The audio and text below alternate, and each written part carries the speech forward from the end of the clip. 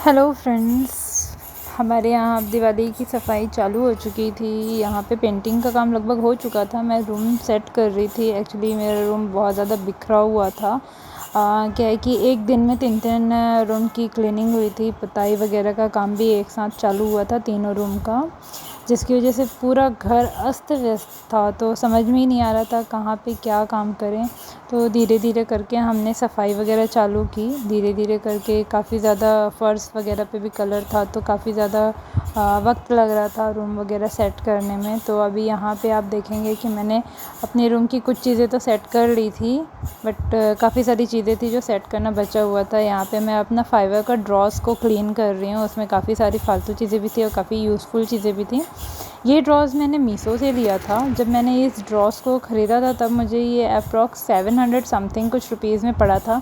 बहुत ही यूज़फुल है। मैं इसे लगभग 1.5 साल से यूज़ कर रही हूँ और मुझे काफ़ी अच्छा लगा। मतलब अगर आपको कहीं शिफ्ट भी करना है तो आप इन चीज़ों को ले जाके शिफ्ट कर सकते हैं। जैसे कि मैं बता दूँ, जैसे ये हमारा रेंट हाउस है। हम यहाँ पे रेंट पे रह रहे हैं क्योंकि हम लोगों को काफ़ी अभी टाइम नहीं हुआ है, तो हम रेंट हाउस पे यहीं पे रह रहे हैं। तो इसलिए मैं वैसी ही चीज़ों का यूज़ करती हूँ जिसको हम कभी अगर कहीं शिफ्ट हों या कभी अपना घर हो तो हम यहाँ से वहाँ ले जा सकें। तो यहाँ पे मैं ज़्यादा फालतू की चीज़ों पे यूज़ नहीं करती हूँ।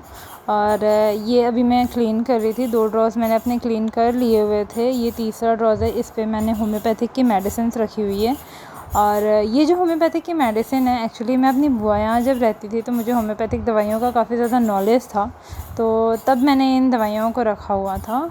तो मैं जब भी मुझे फ़ीवर है, क्योंकि मुझे एलोपैथिक दवाइयों से, कुछ दवाइयों से मुझे प्रॉब्लम होती है, तो मुझे भी खुद नहीं पता कौन सी दवाई, तो मैं मैक्सिमम होम्योपैथिक ही यूज़ करती हूँ और अपने घर पे भी यही सजेस्ट करती हूँ लोगों को। तो बस होम्योपैथिक की दवाइयाँ ही सेट कर रही थी। कुछ दवाइयाँ एक्सपायर हो गई थी तो उन सबको मैंने फेंक दिया था। और उसके बाद ये वाला ड्रॉस था, इस पे मैंने मसाजर वगैरह रखा था। शादी के टाइम पे जो माला वगैरह पहनाए जाते हैं, उन सारे माला वगैरह रखा हुआ था। तो इन सबको मैं क्लीन कर रही थी। ये जो आप रेड एंड येलो में बॉक्स देख रहे हैं, इसे मैंने खुद से बनाया था। एक्चुअली इसे एक पुट्ठा था जिसको मैंने कपड़े से कर दिया था डेकोर, तो ये मैंने खुद का बनाया हुआ है। बाकी सारी चीज़ों को मैं यहाँ पे सेट कर रही हूँ। तो ये ड्रॉस का काम सेट हो चुका था मेरा।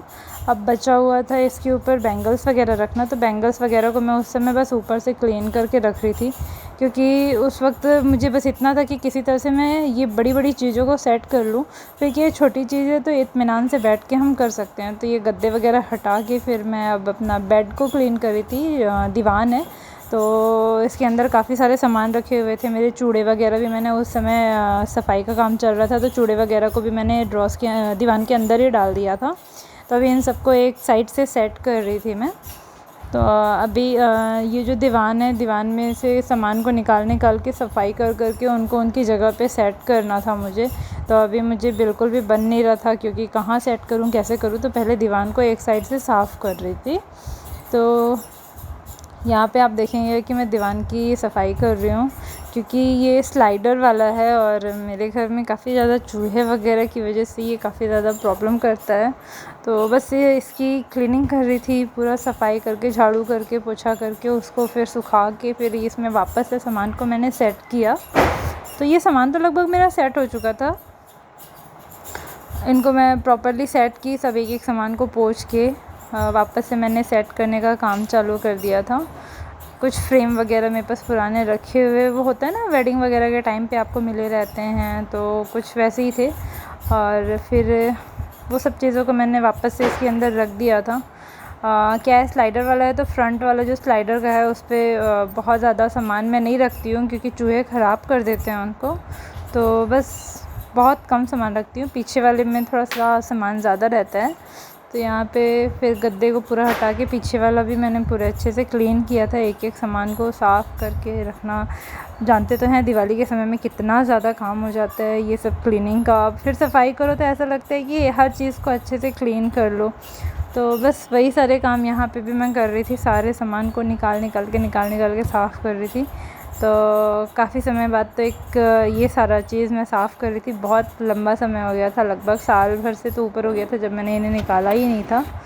तो अब बस यही सब निकाल के क्लीन कर रही थी। देख रहे थे, कुछ पुरानी यादें भी ताज़ा हो जा रही थी कुछ कुछ सामान देख के।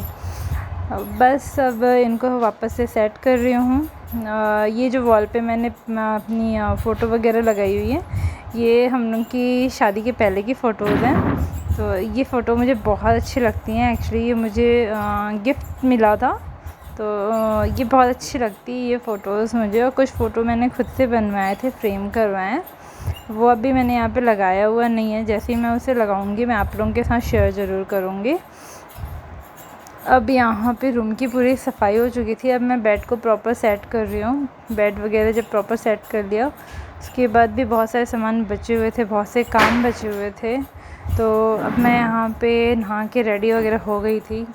शाम का टाइम था। एक्चुअली दिवाली में इतना ज़्यादा हो जा रहा था, सफाई की वजह से टाइम ही नहीं मिल पाता था। तो क्या है, पूरा डस्ट वगैरह उड़ता है, इस वजह से 2-3 दिन से तो मैं लगभग लेट से ही नहा रही थी। तो अभी भी नहा वगैरह के रेडी होके निकल गई थी।